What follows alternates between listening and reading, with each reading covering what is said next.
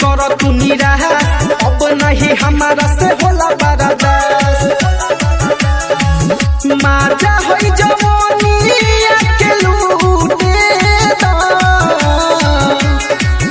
बंद कर के मारी दिया भूते दा, तनी ढोरी पे हाथ धके सूते दा।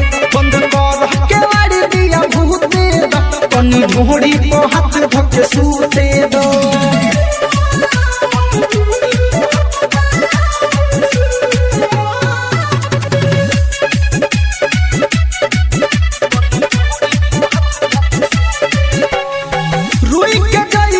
गाल बा तोहर बनल बा खूबे बॉडी हो, आवाना बंद कमरे में करे जा, खेलल जाओ कबड्डी हो।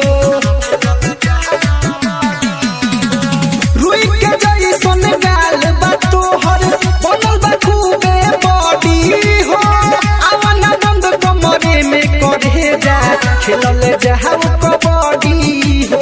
रस से भरल बाटे तोहरो जवानी, आवा हेने रानी आजू पदी पानी पानी।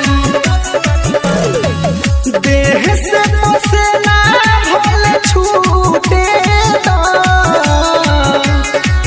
बंद कर के मारी दिया भूते दा, तनी ढोरी पे हाथ धके सूते दा। बंद कर के मारी दिया भूते दा, तनी ढोरी पे हाथ धके सूते दा।